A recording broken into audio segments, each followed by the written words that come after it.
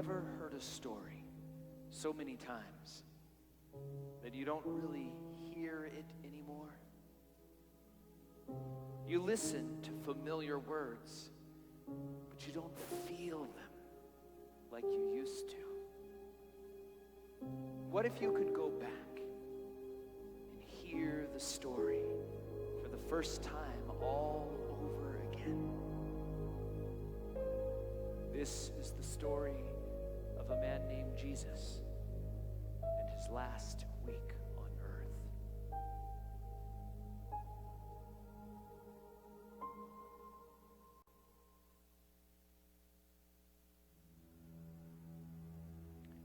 Jerusalem in the first century. These were tense and desperate times for the people of Israel. A once proud and independent nation, now conquered, subjugated, brought low, and held fast by the iron fist of Rome.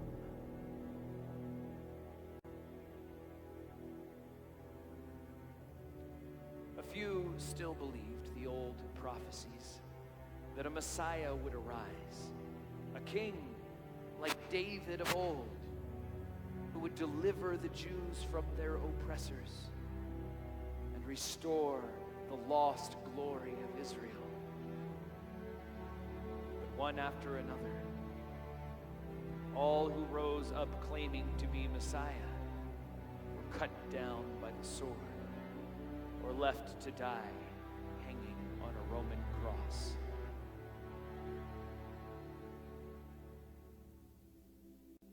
The latest of these would-be messiahs had just arrived in Jerusalem a few days ago. Jesus of Nazareth, they called him. He was a peculiar sort of Messiah, to be sure. He didn't arrive on a war horse at the head of a mighty band of renegades. No. He rode into town on a donkey, and a borrowed donkey at that. His followers were unarmed, and they walked alongside him on foot. He looked more like beggars than warriors. And yet the people of Jerusalem were so desperate for a Messiah. And so they brought out their children and their families, and they lined the streets with palm branches, and they hailed this man as a king. Jesus, they cried. Hosanna! Save us, Messiah!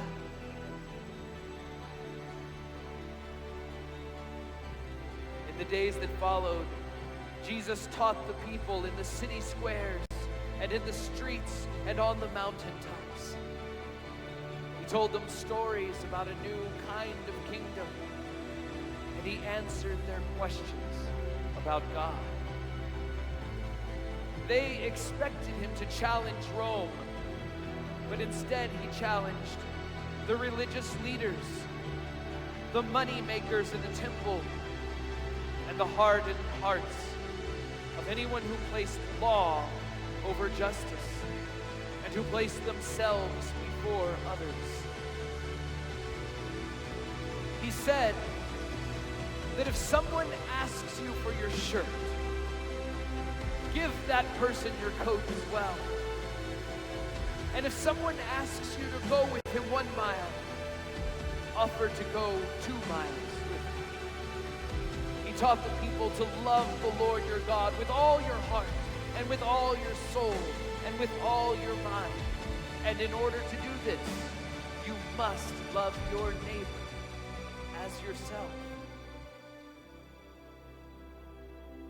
When he had finished teaching the people, Jesus retired to a house in Jerusalem to share one last meal with his his closest friends and followers. He said to them, "I will not be with you for much longer, and I want you to remember me when I am gone." So he took some bread, broke it, and gave it to them, saying, "This is my body, broken for you."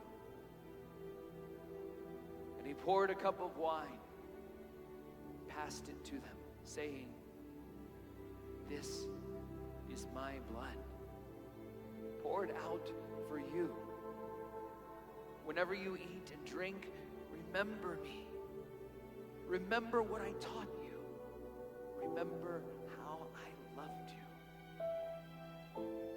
And after the supper, Jesus went out to the garden to pray. While his followers were sleeping, he spoke to God. "My Father," he said, "I know what I was sent here to do. Is there no other way? But let your will, not mine, be done."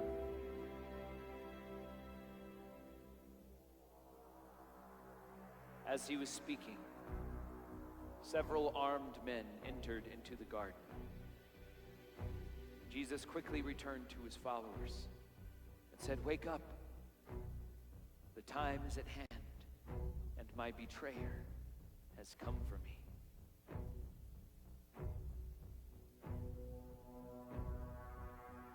Now Judas Iscariot had been with Jesus from the beginning, but fear and jealousy had long ago entered into his heart.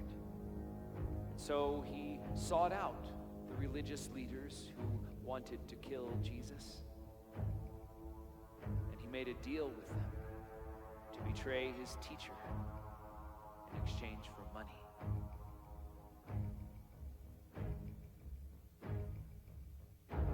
When the time was right, they agreed, Judas would take the religious leaders and their armed mercenaries to the garden where Jesus and his followers often prayed. But how would they know this Jesus from his followers? How could they be certain they had the right man? It was agreed that Judas would identify his mark with this twisted and treacherous sign. The betrayer would greet his teacher with a kiss.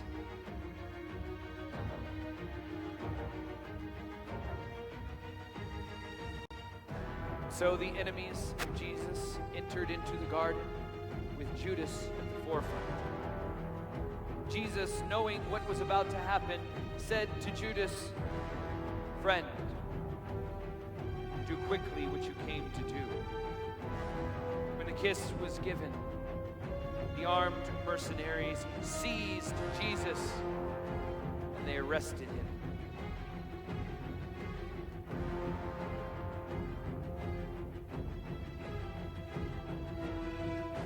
Suddenly, one of the followers of Jesus put his hand on his sword, and he drew it, and he attacked the servant of the high priest, cutting off his right ear. In the darkness and confusion that followed, other swords were drawn, and violence rose up in the hearts of both sides. Seeing this, Jesus cried out, "Stop! Have you not learned anything that I have taught you? Those who live by the sword will die by the sword. Do you not see that if I wished, I could call down hundreds of angels from heaven to protect me?" Then, healing the ear of the wounded man, Jesus allowed himself to be led away. At this, his followers began to fear for their own lives. They quickly scattered under the cover of the night.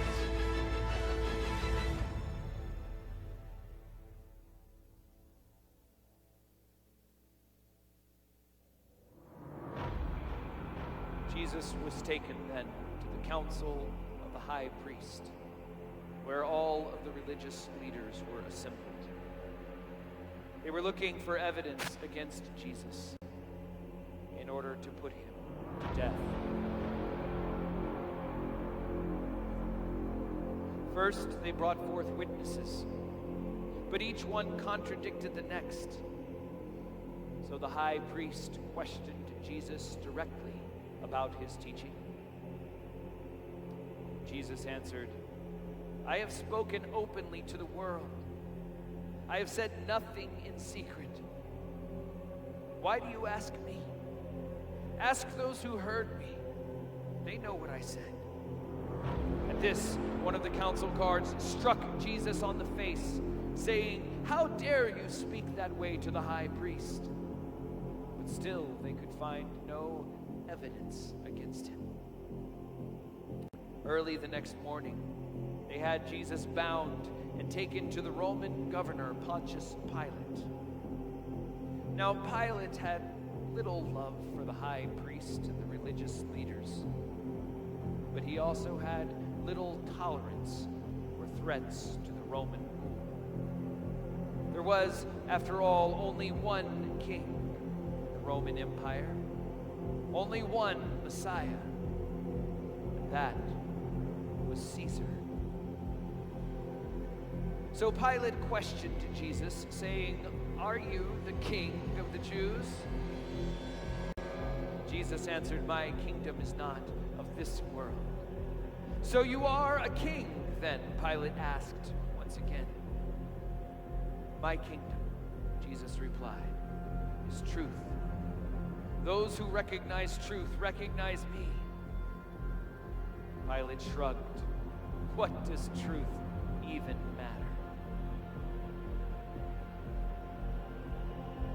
And Pilate took Jesus before the crowds and said to them, "I find no guilt in this man, but it is my custom to pardon one prisoner this time of year.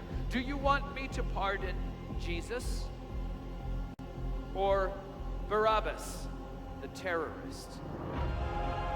The crowds, stirred up by the religious leaders and angry that Jesus had not in fact come to deliver them from Rome, cried out, "Give us Barabbas!" Pilate was amazed and asked, "Then what shall I do with Jesus of Nazareth?" And the reply, cold and unified, came back from the crowd. "Crucify him! Crucify him!"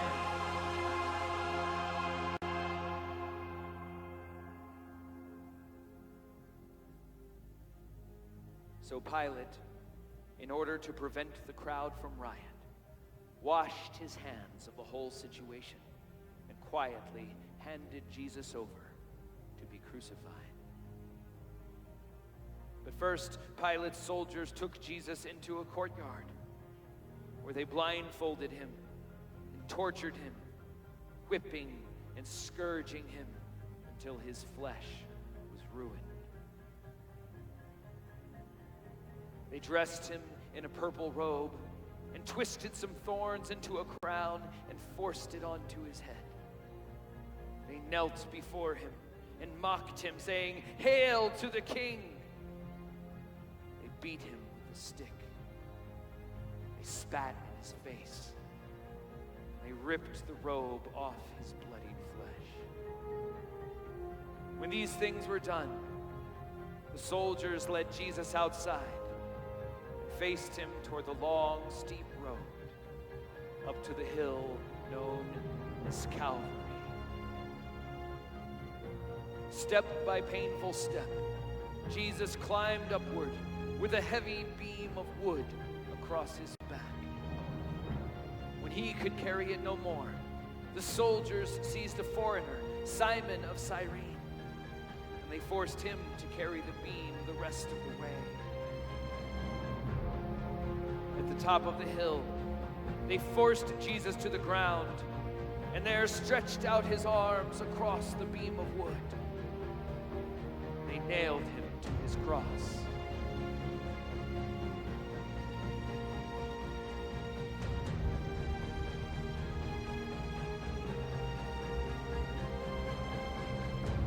hoisted the cross high into the air. And that day an innocent man hung among the criminals and the thieves. When it was noon, a darkness came over all the land.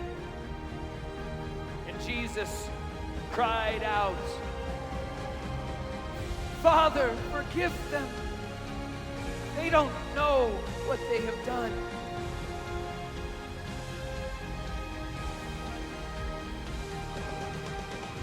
Then Jesus of Nazareth gave a loud cry and breathed his last. The earth shook and the rocks were split in two. And seeing all of these things, one of the soldiers lifted up his face to heaven and said, "Truly, this man was God's own son."